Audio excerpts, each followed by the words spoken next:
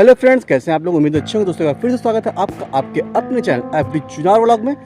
और एक बार फिर से आया हूं मैं चुनार में, और चुनार किले में जाऊंगा और दिखाऊंगा दोस्तों वो जगह जहां पर आज से लगभग 80-90 साल पहले महारानी, पंजाब की बहुत ही महान महारानी जिंद कौर को कैद किया गया था। और बहुत ही दुखद कहानी है ये, जब अंग्रेजों ने उनके ऊपर जुर्म ढाया था और उनको इस चुनार किले के जेल में कैद किया गया था। तो वो जगह भी दिखाऊंगा और इसकी पूरी कहानी बताऊंगा। तो जो लोग जिंद कौर को नहीं जानते वो गूगल पर जाके एक बार सर्च जरूर कर लें, क्योंकि उनका इतिहास ऐसा था जिन्होंने अंग्रेजों के छक्के छुड़ा दिए थे। और एक ऐसी महिला क्रांतिकारी के तौर पे वो उभर के आई थी। हालांकि थी वो महारानी, लेकिन काम उन्होंने एक क्रांतिकारी वाला किया था और बहुत सारा नाम है उनका, बहुत ही इज्जत है उनकी। और वो कहानी भी बताऊंगा आपको और वो जगह भी दिखाऊंगा जहाँ पर अंग्रेजों ने उनके ऊपर जुर्म ढाया था, उनको कैद किया था। तो चलिए व्लॉग को पूरा देखते हैं और आगे बढ़ते हैं। दोस्तों अभी देख सकते हैं मैं आ गया हूँ चुनार किले में, और देखिए दोस्तों वो जेल जहाँ पर पंजाब की महान महारानी जिंद कौर को कैद किया गया था। और बहुत दुखद कहानी है, तो करीब से लेके जाऊँगा और आपको दिखाऊँगा। काफ़ी ऊंचा है ये किला, तो वहाँ लेके जाकर आपको दिखाऊँगा और पूरी कहानी बताऊँगा। तो चलिए जानते हैं इसकी हिस्ट्री और करीब से देखते हैं इस किले को और इस जेल में और उस दुखद भरी कहानी को भी जानते हैं। दोस्तों देख सकते हैं ये किला और वो है जेल जहाँ पर महारानी जिंद कौर को कैद किया गया था। काफ़ी खतरनाक व्यू यहाँ से, और कैसे वो इस किले से बचकर अपनी जान बचाकर भागी थी वो कहानी ही बताऊंगा आपको। तो वीडियो में पूरे देखिएगा, और काफ़ी रहस्यमय किला है। तो चलते हैं जानते हैं उनकी कहानी को। तो दोस्तों देख सकते हैं ये रास्ते अभी बिल्कुल बंद हैं, तो यहाँ आपको लेके चलना है।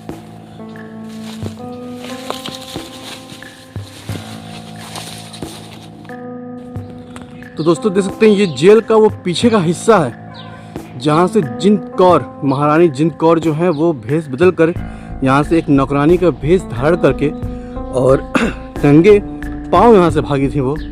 और यहाँ से वो भागकर रामनगर किले में जाके उन्होंने पनाह लिया था वहाँ के राजा के पास, और फिर वहाँ से वो नेपाल के थ्रू अपनी जान बचा सकी। तो ये उसके पीछे का हिस्सा है। महारानी जिंद कौर जिस जेल में कैद थी चुनार किले में, अंग्रेजों ने इन्हें 1949 के करीब यहाँ चुनार किले में कैद किया था। और अभी मैं इसका फ्रंट दिखाऊंगा आपको और दिखाऊंगा आगे से ले जाकर जहाँ पर महारानी जिंद कौर को कैद किया गया था और उनको यातनाएं दी गई थी। तो चलते हैं आगे बढ़ते हैं इस व्लॉग में। तो दोस्तों अभी आपको लेकर चल रहे हैं उस जेल की तरफ जहाँ पर महारानी जिंद कौर को कैद किया गया था, और दिखाएंगे करीब से वो जगह। और आज वहाँ कैदियों को कैद किया जाता है या नहीं ये भी देखेंगे। हालांकि उम्मीद तो कम है कि इस जगह को अब कैद खाने के रूप में इस्तेमाल किया जा सकता है, क्योंकि अभी एक टूरिस्ट प्लेस है और लोग यहाँ घूमने आते हैं। चुनार किले में काफ़ी नाम है इस जगह का, बहुत सारी जो सीरियल मूवी है उनकी भी शूटिंग होती है यहाँ पर।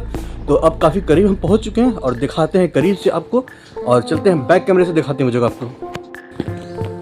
तो देख सकते हैं अभी हम काफ़ी करीब पहुँच चुके हैं उस जगह के, और ये आ गया है वो जेल। तो चलेंगे देखेंगे करीब से और इनके बारे में भी कुछ दोस्तों बात करेंगे, महारानी जिंद कौर के बारे में। तो ये सामने दोस्तों देख सकते हैं ये जगह है दोस्तों सोना मंडप के नाम से फेमस, इसको सोना मंडप कहते हैं। और ये इसके बगल में ही दोस्तों देख सकते हैं वो कैद खाना है जहाँ पर महारानी, जो पंजाब की महारानी थी, अंग्रेज़ों को छक्के छुड़ा दिए थे उन्होंने, उनको कैद किया गया था। और यहाँ पर एक नोटिस लगा हुआ है, चलेंगे उसके बारे में भी देखेंगे क्या है वो और इसमें क्या बताया गया है।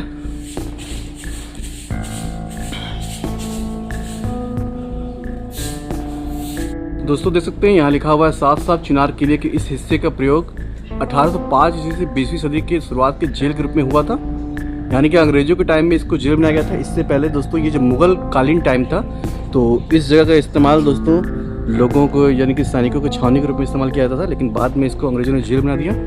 और यहाँ पर लिखा था 1849 ईस्वी में महारानी जिंद कौर अंग्रेजों को चकमा देकर नेपाल भागने में सफल रही। यानी कि 1848 ईस्वी में इन्हें कैद किया गया था यहाँ पर। और पंजाब में हो रहे कुका आंदोलन के कई कैदियों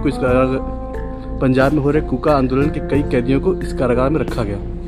इमारत के इस हिस्से में तखाना स्थित कारागार भी है। तो ये वो तखाना है, देख सकते हैं ये वो तखाना है जहाँ पर कैदियों को रखा जाता था। खूनी तखाना, ये कालकोठरी जो बड़े अपराधी होते थे उनको यहाँ रख दिया जाता था। तो ये सारी जो हिस्ट्री यहाँ की है, ये तहखाना है जिसमें, और ये जेल है जिसमें महारानी जिंद कौर को कैद किया गया था।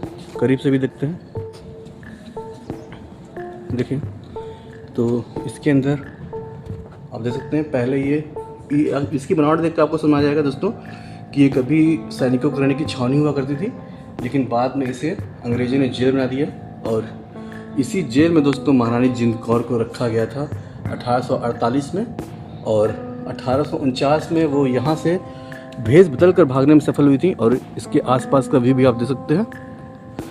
तो ये उसके आसपास सोना मंडप का व्यू है, और ये पूरा कालकोठरी तहखाना तो आप देख सकते हैं। और ये इस जेल की छत भी है जिसमें ताला लगाया गया है, ऊपर जाने की ये मनाही है। तो ये डिज़ाइनिंग नक्काशी वगैरह देख कर समझ आएगा कि मुगलकालीन टाइम में जो इसकी जो व्यवस्था थी वो जेल के रूप में नहीं थी, लेकिन ये बाहरी दीवार देखिएगा दोस्तों तो आपको इसमें कोई नक्काशी नहीं मिलेगा। तो इसलिए समझ में आता है कि ये बाद में बनाया गया, और पहले ये एक छावनी के रूप में इस्तेमाल किया जाता था जहाँ पर सैनिक रहते थे मुगलों के टाइम में। लेकिन 1805 की शुरुआत 1805 में इसको अंग्रेजों ने जेल बना दिया, और बाद में 1848 में जिंद कौर को, जिन्होंने अंग्रेजों को छक्के छुड़ा दिए थे, यहाँ पर लाकर कैद कर दिया गया। और उसके बाद फिर रामनगर गई, वो यहाँ से भेष बदल कर बच के निकली, और फिर वहाँ से नेपाल गई, और फिर बाद में उनका 1863 में देहांत हो गया इंग्लैंड में, जब वो अपने बेटों से मिलने गई थी 1863 में इंग्लैंड, लंदन में उनका जो देहांत हो गया था।